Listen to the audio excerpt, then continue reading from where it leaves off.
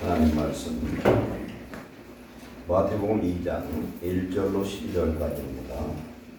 마태복음 2장 1절로 12절.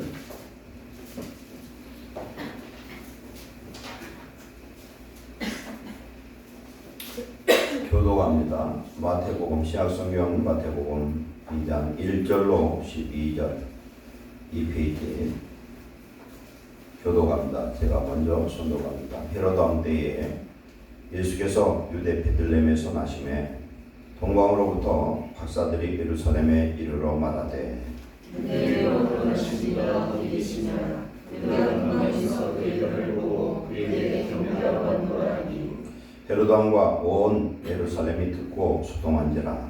왕이 모든 대제사장과 백성의 성도들을 모아 그리스도가 어디서 나겠느냐고 이르니 이르되 유대 베들레헴이오니 이는 선지자로 이렇게 기록된 바 또 유대 땅 베들레헴아 너는 유대 모든에서 사탄 잡지 아니하도다. 이에서 한 다스리는 자가 나와서 내 백성 이스라엘의 목자가 되리라 하였습니다. 이 헤롯이 가만히 박사들을 불러 별이 나타난 때를 자세히 보고 베들레헴으로 보내며 이르되 가서 아기의 나를 자세히 알아보고 착한 그에게 구하여 나아가서 그에게 경배하려 하라. 박사들이 왕의 말을 듣고 갈새 동방에서 보던 그 별이 문득 앞서 인도하여 가다가 악이 있는 곳 위에 머물러 서 있는지라. 그들이 별을 보고 매우 크게 기뻐하고 기뻐하더라. 집에 들어가 아기와 그의 어머니 마리아가 함께 있는 것을 보고 엎드려 아기께 경배하고 보배압을 열어 황금과 유향과 모략을 예물로 드리니라. 그들은 그에게서 돌아가지 말라 지시하시니라. 다른 길로 오게 돌아가니라. 아멘.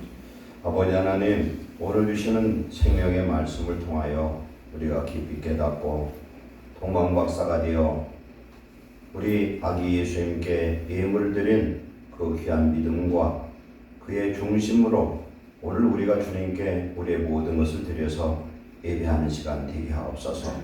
성령님 종의 입술과 사랑 우리 성도들의 마음을 주관하사 형식적인 성탄절이 아니라 우리 예수님을 참으로 감사하며 영광 돌리며 우리의 마음과 삶에 우리 중심에 모실 수 있는 귀한 성탄 감사 예배가 되게 하옵소서. 예수님의 이름으로 감사하며 기도하옵나이다. 아멘. 오늘 주신 말씀으로 예수님께 드린 선물, 예물이라는 제목으로 은혜를 나누겠습니다. 오늘 본문의 말씀은 헤로드 왕 때에 이렇게 나오는데 헤로드 왕은 헤롯 대왕을 의미합니다. 이 사람은 어떤 사람이냐면 자기의 왕권을 위해서 자기 아들도 죽이고 자기의 황비도 죽였던 왕비도 죽였던 그런 사람이에요. 왕조시대에 보면은 자기의 왕권을 탈취당하지 않으려고 처자식까지도 죽였던 그런 왕들이 많습니다. 이런 헤롯 왕 때에 유대 베들레헴에 예수님께서 나으셨어요. 그런데 동방 먼 곳으로부터 박사들이 왔는데 이 박사들 어떤 박사냐? 천문을 별을 연구하는 그런 박사들이에요. 예루살렘 이뤄서 유대인으로 유대인의 왕으로 나신 분이 어디 계시냐 이렇게 물었더니 헤로드 왕이 난리가 난 거예요. 자기가 왕인데 어떻게 유대인의 왕이 태어날 수가 있느냐는 겁니다. 그래서 헤로드 왕이 지금 묻습니다. 과연 메시아가 어디서 나느냐 물었더니 그들이 대제사장과 서기관들이 이야기하기를 유대 베들레헴 등에서 나실 겁니다. 왜냐? 미가서 5장 2절의 말씀이 밑에 인용이 되어 있습니다. 유대 땅 베들레헴은 작은 동네지만 그곳에서 이스라엘을 다스릴 자가 나올 것을 미리 예언했다는 말씀입니다. 그래서 헤롯이 이 이야기를 듣고서 가만히 박사들을 불러서 너희들은 또 가서 경배하고 나에게도 얘기해서 나도 가서 경배하도록 해라. 이 이야기를 은밀히 전했는데 박사들이 왕의 말을 듣고 가는데 동방에서 보던 별이 멈춰서 안 보였는데 다시 나타나서요. 그 별을 따라 갔더니 아기 있는 곳, 즉 예수님 계시는 곳에서 별이 머물렀다는 겁니다. 그리고 별을 보고서 아주 기뻐하는데 집에 들어가 아기에게 경배하고 보배함을 열어서 황금과 유향과 모략을 선물로 드리고 꿈에 나타나서 너 절대 너희들 3명 필요도 하지 말고 빨리 내 갈 길을 가라 지시함을 받았다는 겁니다. 오늘 이 말씀의 내용 속에서 동방박사가 예수님께 드린 예물 유향과 모략, 그 다음에 황금 유향 모략 이 3가지에 대해서 그 영적인 의미를 깨달아 은혜 되시기를 축원합니다. 어제 우리가 성탄 천야 예배와 2부 순서를 가졌어요. 근데 제가 어제 2번 놀랐거든요. 첫 번째는 우리 성도들에게 이런 숨은 재능이 있구나 이걸 한번 놀랐고, 두 번째는 뭘 놀랐느냐, 설교를 해도 딴 생각하고서 잘못 듣는가 보다 이 생각이 들었어요. 왜 그러냐, 어제 설교 내용이 뭡니까? 예수님을 맨 처음 경배한 사람이 누구였어요? 베들레헴 목자들이잖아요. 베들레헴 목자들을 설교를 했더니 퀴즈를 내도 그걸 맞추는 사람이 한 명밖에 없으니 이게 기적도 이런 기적이 있을까? 기가 막혀요. 저는 기가 막히고 여러분은 귀가 막혔는가 봐. 이거 놀랄 위에요, 놀랄 위에. 어제 말씀 안 오신 분도 있으니까 잠깐 한번 리바이벌 해보면은, 예수님이 이 땅에 오셔서 태어난 그 장소에 맨 처음 경배한 사람은 베들레헴 유대 광야에 있던 목자들이라는 겁니다.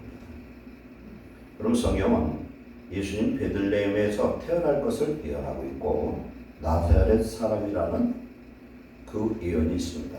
나사렛이라는 뜻이 뭐냐면 싹 가지 이런 뜻이에요. 스가랴 8장 3장 8절에 보면 내종 싹을 나게 하리라. 그런데 이 내종 싹은 누구예요? 예수님의 다윗의 가지는. 그런데 스가랴 6장 10절에는 이 싹이 자라나서 자기 곳에서 자라나서 나사렛에서 자라나서 뭘 하실 거다? 성전을 건축할 것이다. 이런 예언의 말씀이 있어요. 그런데 베들레헴에 예수님이 태어나야 되는 것은 예언된 말씀인데 왜 그러냐? 베들레헴이 떡집이라는 거예요. 떡집. 생명의 떡 대신 예수님이 태어난 곳은 바로 베들레헴이어야 된다. 그런데 베들레헴에서 예수님이 태어난 그 장소가 그냥 장소가 아니더라는 거예요. 에레미야 40장 17절에 에레미야가 머물렀던 게롯 김함이라는 이곳, 김함의 여관은 뭐라고 그랬습니까? 제가 작년에도 얘기를 했는데 이게 영적 깊이가 있고 이게 그냥 하는 소리가 아니라 유대 전쟁사를 썼던 요세푸스라는 사람은 서기 37년에 태어나서 100년에 죽은 사람이에요. 이 사람은 유대와 로마와 전쟁할 때 독립군 사령관이었던 사람이에요. 그런데 이 사람은 전쟁을 하다가 남은 사람들은, 유대인들은 어떤 것이 있냐면 하나님의 뜻은 두 번째고 끝까지 발악을 해서 그냥 다 자살해서 없애버려요. 그런데 자기가 지키고 있던 그 요새가 정복되었는데 이제 로마군이 이렇게 에워싸고 있습니다. 그래서 한 사람도 투항하지 않으려고 조를 짜가지고 무슨 짓을 하냐면은 서로 죽이는 거예요. 조를 짜가지고 심리뽑기를 해서. 그래서 저들한테 안 죽이려면 차라리 우리 백성한테 죽기를 원해서 서로 죽여요. 죽이고 죽다 보니까 누가 남았냐면은 이 요세푸스하고 그의 병사 2명만 딱 남았어요. 근데 요세푸스가 생각을 해보니까 이건 여기서 죽으면 개 죽음인 거예요. 안 죽을 생각을 하고 그 사람 설득을 해서 투항을 했어요. 이 사람. 투항을 했는데 하나님께서 그에게 어떤 예언의 그런 징조를 주셨던가 봐요. 그때에 이스라엘을 침략했던 로마의 장군, 사령관이 누구냐면 베스티아누스예요. 베스티아누스입니다. 그리고 그 동생은 누구냐면 티투스였어요. 잡혀가서 그 베스티안 그 총사령관에게 예언합니다. 당신은 조만간 로마의 9번째 황제가 될 겁니다. 예언해요. 황제가 될 겁니다. 근데 이 말을 듣고서 이 사령관이 웃었어요. 그 당시에 황제가 그냥 네로 황제였거든. 절대 있을 수 없는 일을 얘기를 하는데 그 얘기를 듣고 한쪽으로는 기대감을 갖고 한쪽으로는 실없는 놈인가 보다 하고 데리고 가서 이걸 포로를 잡고 가서 근데 가서 그 사람이 구대 황제가 됐어요. 황제가 되기 이전에 예루살렘을 정복을 누구를 시키냐면 자기 동생 티투스를 보내 정복을 합니다.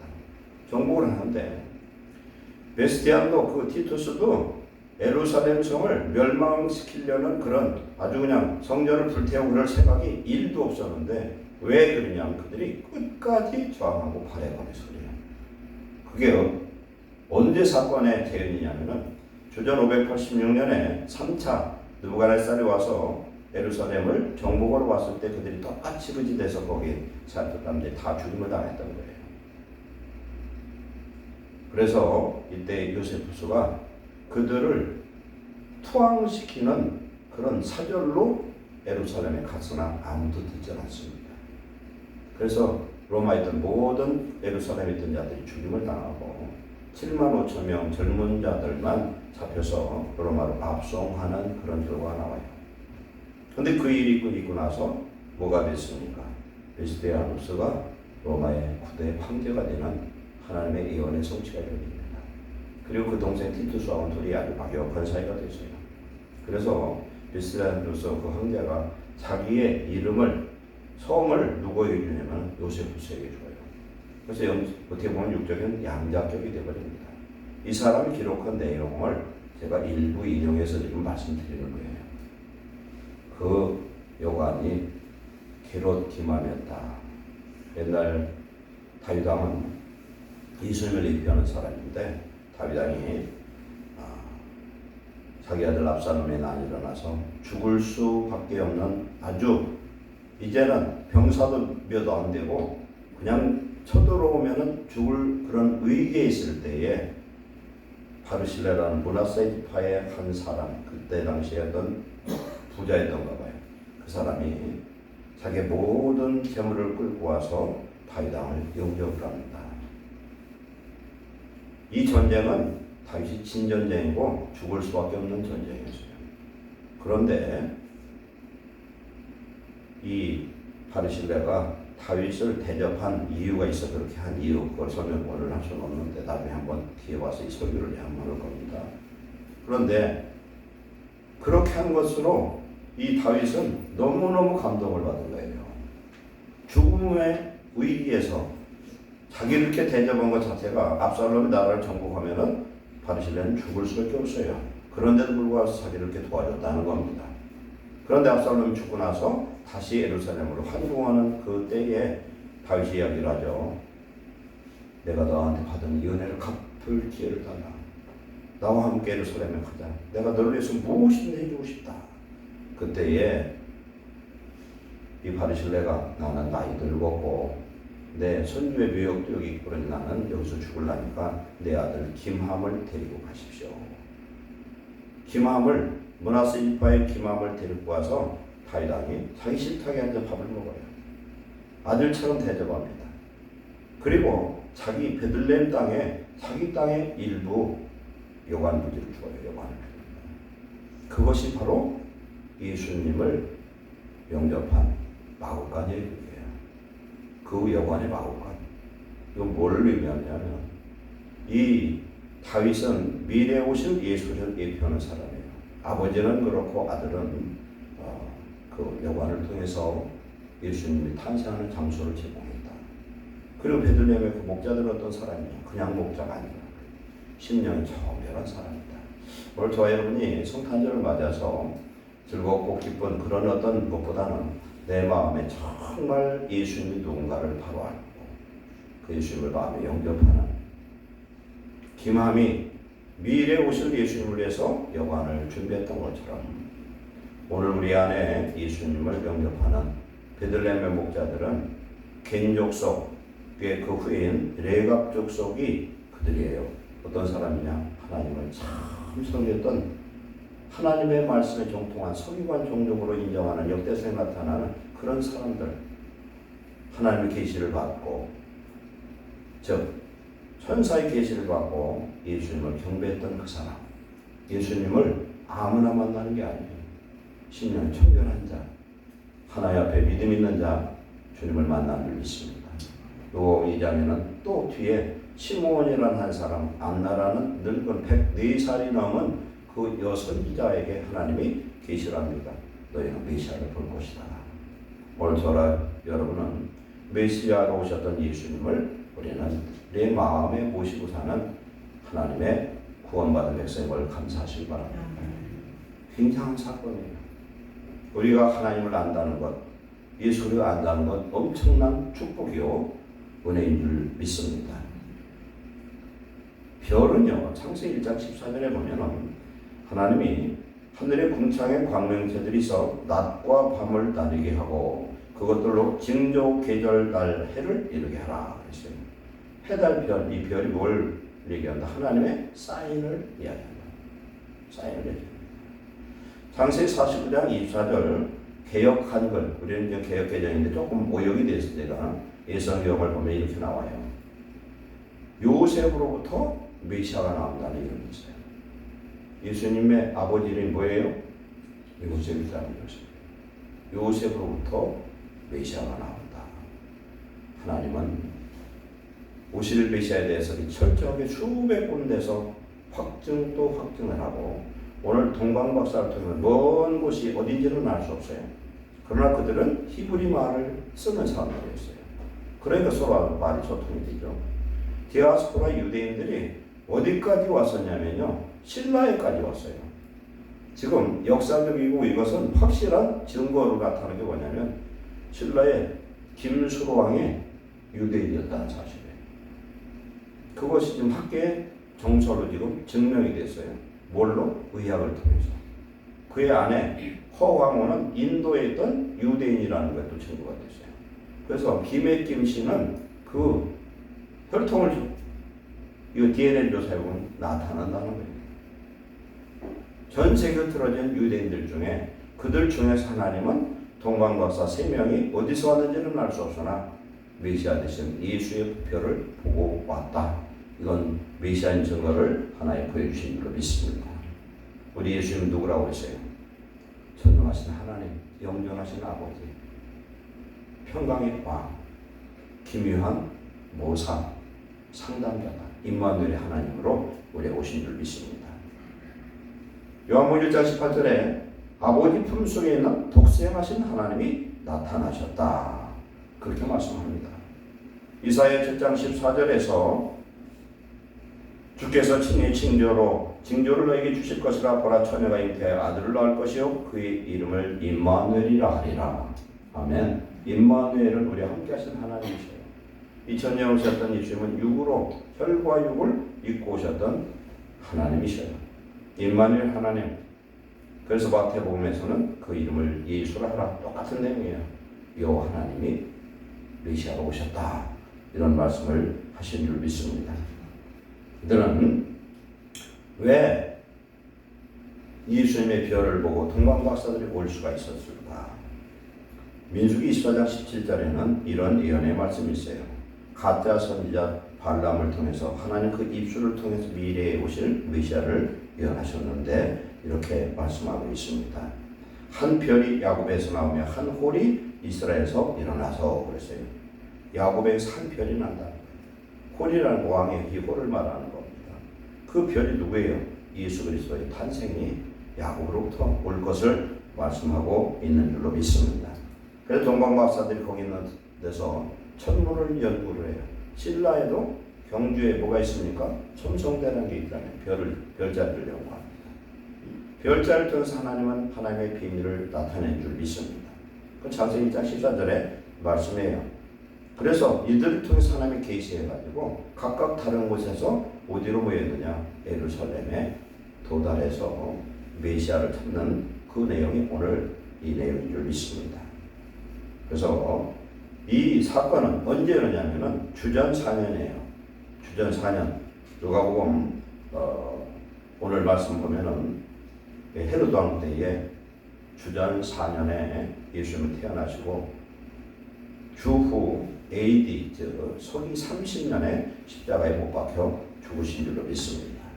그래서 이들이 보배를 합을 열어서 황금과 유향과 모략을 드렸는데 그 의미는 뭐고, 이것은 곧 저와 여러분들이 예수 그리스도를 우리의 마음에 영접하고 경배하면서 드려야 될 예물인 줄 믿습니다.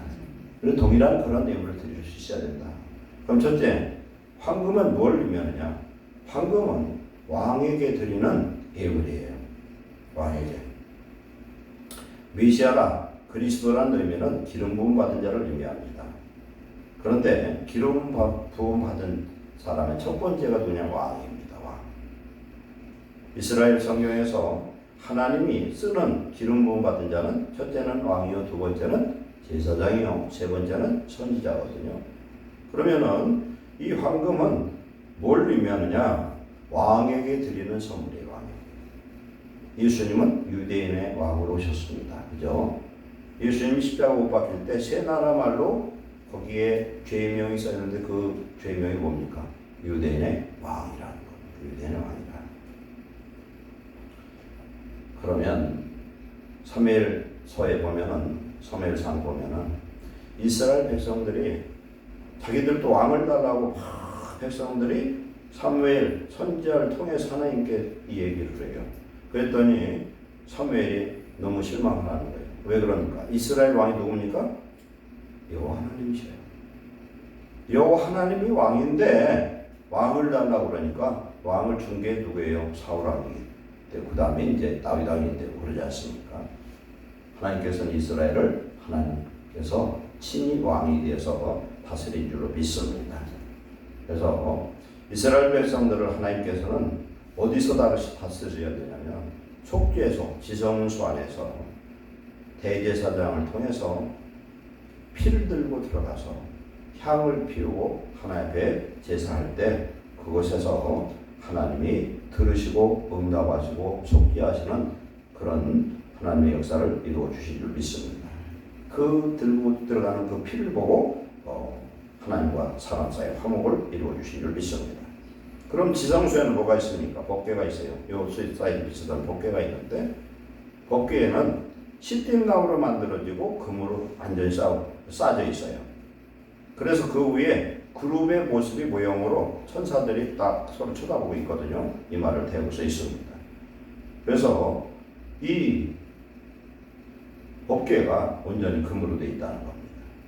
그래서 황금은 왕의 그 영광을 드러내는 그런 보물인 것을 알 수가 있어요. 그래서 동방 박사들이 예수님께 황금을 드리는 것은 왕으로서, 즉 유대인의 왕으로서 경배하는 그런 예물로 드렸다. 그런데 우리 예수님은 어떤 예수님이냐? 유대인의 왕뿐만 아니라 만군의 주요 만군의 왕인 줄 믿습니다. 왜 그렇습니까? 그분이 세상을 창조했어요. 우리를 만들었어요. 모든 창조주예요. 그리고 계시록에 보면은 그 예수님의 팔에 뭐라고 써 있냐면은 만왕의 왕 만주의 주다 이렇게 써 있습니다. 그래서 그 예수님을 만왕의 왕으로 이스라엘의 주로 하나님의 그런 메시아로 오신 그것을 인정하는 인물로 드린 줄로 믿습니다. 그래서 동방 박사들이 왕으로 경배한 주님을 우리도 예수님을 왕으로 경배해야 될 줄 믿습니다. 그럼 봅시다. 저와 여러분이 예수님을 왕으로 진짜 섬기고 있느냐 안 하느냐 뭘 보면 아느냐? 하나님의 음성을 우리는 듣고 순종하느냐에 달려 있어요. 왕의 말 안 들으면 어떻게 됩니까? 죽음밖에 없어요. 죽음이에요. 우리가 예수님이 우리에게 주시는 음성, 하나님의 말씀, 그리고 성령이 주시는 섬세한 음성을 듣고 순종하는 사람만이 우리 예수님을 왕으로 경배하는 줄로 믿습니다. 그래서 히브리서 3장 7절에 보면은 그러므로 성령이 이르신 바와 같이 오늘날 너희가 그의 음성 듣거든 노하심을 격동하여 광야에서 시험하던 때와 같이 너의 마음을 강팍하게 하지 말라 이렇게 말씀했어요. 우리는 하나님의 말씀을 듣고 무조건 순종하는 축복자 되시기를 축원합니다. 그럼 우리가 하나님께 드릴 이 황금 같은 이 예물은 뭘 의미하느냐? 우리의 믿음인 줄 믿습니다. 믿음을 드려야 된다. 믿음은 어떤 걸 의미하냐? 황금, 정금은 뭘 의미하죠? 순수 깨끗한 불 속에서 연단되어 가지고 잡티는 하나도 없고 불순물이 하나도 없는 그런 황금을 의미하는 거예요. 이건 어떤 것을 말하냐? 순수하고 정결한 믿음의 순종을 하나님께 드리시기를 축원합니다. 내가 예수 모셨네, 내가 영접했네 하면서 말씀을 듣고 하나도 순종은 안 하고 그저 입으로 범죄만 하는 모습이 오늘 우리의 모습일 수 있어요. 우리는 내가 죄를 졌으면 회개하고 항상 하나님의 말씀에 절대적으로 순종하고 그 말씀을 꿀송이처럼 받아들이고 먹고 순종하는 성도 되시기를 축원합니다. 두 번째는 유향이에요. 유향은 이건 어디다 쓰느냐? 성막에 들어가면은 성막 울타리문을 딱 들어가면은 첫 번째 나타나는 것이 울타리문은 동쪽에서 시작돼요. 동쪽에 있는데 들어가면 번제단이 있어요. 제물을 드려요. 이 번제단이 예수님의 십자가를 뜻합니다. 번제단 바로 뒤에는 물두멍이 있어요. 물그릇이 큰 물대야가 있어. 거기에서 제사장들이 성소를 들어갈 때 손과 발을 몸을 씻고 들어가는 것이에요. 이건 뭐냐? 우리가 온전한 죄사로 말미암아 예수 믿고 죄사함을 얻어서도 하나님 앞에 예배드리러 오려면 또 한 번 회개하시라는 거예요. 왜? 일주일 동안, 3일 동안, 하루 동안 우리 죄 짓는 게 많아요. 그렇기 때문에 회개를 반드시 해야 되는 거예요. 물두멍에서 손발을 씻지 않고 들어가면 어떤 하나님의 심판이 나타나냐? 즉사해버려 들어가서. 그렇게 두려워요. 술 먹은 사람? 안 돼. 술 먹은 사람 못 들어가. 술 취해 들어갔다면 그냥 즉사를 해버려요. 성막에 딱 들어가면은 이제 성소와 지성소 나누었는데 성소에는 성소와 지성 나눠지는 것이 휘장이거든요. 휘장이에요.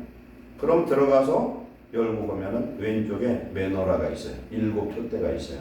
빛으로 오신 예수님을 의미합니다. 오른쪽에는 12개의 떡이 있는 떡상이 있어요. 생명의 떡 대신 예수님을 의미하는 줄 믿습니다. 그리고 휘장 바로 앞에 뭐가 있느냐? 향단이 있어요.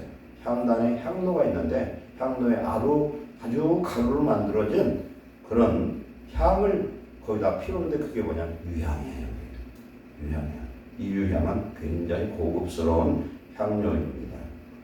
그래서 대제사장이 1년에 7월 10날 대속죄일에 이 향단에 있는 향로를 들고 지성소 안에 들어가서 법궤 앞에다 이걸 펴놔요. 펴놓는 이유는 뭐냐면 그날 하나님이 임재하셔서 대제사장을 만나주시고 그날 지금 이스라엘 족속들의 모든 죄를 사해 주는 날이에요. 그런데 그 하나님을 직접 보는 자는 죽임을 당해요. 그래서 향을 펴가지고 뿌연한 상태에서 하나님의 영광을 희미하게 볼 수 있도록 그걸 갖다 미리 펴놓는 거예요. 그런 역할을 합니다. 그래서 디모데전서 6장 16절에 보면은 오직 하나님께만 죽지 아니함이 있고 가까이 못할 빛의 영광 가운데 거하시고 어떤 사람도 보지 못하였고 볼 수 없는 이시니 그에게 존귀와 영원한 권능을 돌릴지어다. 아멘. 보호자에 앉으신 하나님을 직접 볼 수가 없다는 거예요. 임재하신 하나님을 보는 자는 즉사해요. 이사야가 하나님의 영광을 봐 하나님을 봤어요. 봐서 화로다 그랬어요. 난 이제 죽겠구나. 하나님 봤으니 이제 그런 내용들이 있죠. 그래서 향단에서 이 피우는 향은 뭘 의미하느냐면은 이스라엘 백성을 위한 중보 기도를 뜻하는 거예요. 이건 누가 할 수 있어요? 대제사장이 하는 거예요. 우리 예수님은 대제사장으로 오신 줄 믿습니다. 민수기 16장에 보면은 고라자손의 반역이 나와요. 고라자손의 반역. 고라와 루벤 지파의 일당들이 그리고 지휘관 250명이 반역을 일으켰어요. 그 내용은 뭐냐면 왜 너만 제사장 하느냐는 거예요. 왜 너만 목사냐? 네가 목사면 다냐? 집사 중에서 권사 중에서 예를 들어 반역이 일어났다고 칩시다. 아니 나도 강단 설교해야 되겠다. 예를 들어 장로 중에 추석 장로가 있는데 목사님 설교가 시원찮으니 한 달에 한 번은 내가 해드려서 이런 거 좀 비슷한 내용이에요. 제사를 왜 너만 드리냐는 거예요. 모세와 아론에게 대항을 했어요. 하나님이 인재를 합니다. 그때에 지휘관 250명들에게 모세가 명령을 합니다. 너희들이 갖고 있는 향로를 가지고 각각 향로를 가지고 문 앞에 서라는 거예요. 어떤 문 앞에? 성전 문 앞에 딱 서라고 지시를 합니다. 그럼 너희들을 제사장으로 하나님 쓴다면 이 향로에 불이 피고 문제가 없겠지만은 하나님이 너희들을 인정하지 않을 때는 너희는 죽임을 당할 거라는 거예요. 250명이 섰는데 어떤 일을 하냐? 향로에서 내려온 불이 그들을 태워서 즉사해서 250명. 그리고 고라와 그 반역에 있던 자들은 땅이 꺼져서 그냥 지진이 일어나서 다 죽어버리는 그런 역사가 나타납니다. 그리고 하나님께서 12지파의 수장들을 불러놓고 지팡이 각각 하나씩을 가져다가 모아가지고 어디다 놓냐면 법궤 앞에다 놨어요. 놨더니 11개는 멀쩡하고 아론의 지팡이만 죽은 지팡이죠. 죽은 지팡이도 왜 싹이 나가지고 살구나무 열매가 맺었더라. 이것은 대제사장의 특권을 의미합니다. 바로 예수님께 드린 유향은 대제사장 대신 예수님께 드리는 예물인 줄로 믿습니다. 오직 분향은 대제사장만이 할 수 있는 것이다. 오늘 저와 여러분들은 알아야 될 것은 우리 예수님은 우리를 위해서 영원히 간구하시는 대제사장으로서 오신 중보자임을 믿으시기를 축원합니다. 그래서 우리를 위해서 하늘 보좌 우편에 중보하시고 오늘 어디에 계세요? 우리의 마음 성령으로 와 계셔서 말할 수 없는 탄식으로 우리를 위해서 중보하신 줄 믿습니다. 그래서 우리는 동방박사들인 이 유향처럼 우리는 어떻게 되겠습니까? 우리는 예수님의 이름으로 끊임없이 기도하고 중보하는 자 되시길 축원합니다. 성령이 우리에게 오심을 우리도 기름 부음 받은 자가 된 거예요. 그래서 베드로전서 2장 9절에 너희는 왕 같은 제사장이라 하신 말씀은 바로 우리가 예수님의 이름으로 기도할 수 있음을 말씀합니다. 예수님은 히브리서 7장에 봤더니 그 휘장은 성소와 지성소를 가로막고 있는 휘장은 예수님의 육체라는 거예요. 그 육체는 예수님 십자가의 죽으심으로 그때 기적이 일어나는데 휘장이 위로 다리를 쫙 찢어졌어요. 예수님의 몸이라고 했어요. 그럼 예수님은 대제사장으로서 당신의 몸을 찢고 십자가의 죽으심으로 은혜의 보좌 지성소에 들어가신 줄 믿습니다. 그래서 저와 여러분은 그 성령을 받은 하나님의 자녀들로서 우리는 제사장이 되어서 하나님의 보좌에 들어갈 수가 있고 예수님의 이름으로 기도하는 자 되시길 축원합니다. 마지막 세 번째 모략은 뭐냐? 고급 향료예요. 고급 향료. 이건 어디에 들어가냐? 시체에 들어갑니다. 사람 장례를 지내면 모략이 들어가요. 그래서 예수님 장례 지낼 때에 니고데모 누구죠? 니고데모가 고급 향료와 이 모략을 약 37kg 되는 이 향료를 갖다가 장례의 향품으로 드린 내용이 나오거든요. 그래서 이것은 모략은 방부제예요. 넣으면 시체가 썩지 않는 그런 방부제거든요. 이 모략은 죽음을 의미하는 겁니다. 그래서 세 번째의 모략은 선지자로 오신 예수님께 드리는 그런 예물인 줄 믿습니다. 선지자는 무슨 일을 하냐? 하나님의 말씀을 받아서 전하는 사명이 있어요. 선지자들은 거기가 죽었어요. 왜 죽느냐? 하나님의 말씀을 가지고 백성들을 계도하다 보니까 백성들이 듣기 싫어해요. 제가 강단에서 말이죠. 주일날 설교할 때마다 당신들 그 죄 회개라고 회개하면은 교인들 반은 떠나갈 것 같아요. 싫은 거에 누구든 칭찬하는 건 좋아도 죄를 지적하는 건 싫어하는 겁니다. 그래서 선지자들은 다 죽었어요. 그래서 예수님도 선지자로 오신 거예요. 하나님의 말씀을 당신이 하나님이죠. 하나님의 말씀을 세상에 전하러 오신 줄로 믿습니다. 그래서 선지자들은 어떤 일을 당하느냐? 고난과 죽음을 당한다. 그래서 미래에 예수님은 십자가에 달려 죽으실 것을 예표하고 있죠. 그래서 예수님은 십자가에서 죽으실 선지자로 오셨다. 이사야 53장 3절에 보면 그가 찔림은 우리의 허물을 인하며 그가 상함은 우리의 죄악을 인함이라. 그가 징계를 받음으로 우리가 평화를 누리고 그가 채찍에 맞음으로 우리가 나음을 입었도다. 우리는 다 이 양 같아서 그를 행하여 각기 제 길로 갔거늘 여호와께서 우리의 죄악을 그에게 담당시키셨도다. 아멘. 동방박사들은 첫 번째 예수 그리스도가 왕과 대제사장으로 오셨지만 고난당하고 십자가에 죽임당하는 선지자로 경배했던 것을 알 수가 있습니다. 예수님은 죽으시고 3일 만에 부활하셔서 우리의 영원한 구주가 되신 줄 믿습니다. 오늘 2000년 전 예수님이 우리에게 오시지 않았더라면 우리는 구원받을 수 없어요.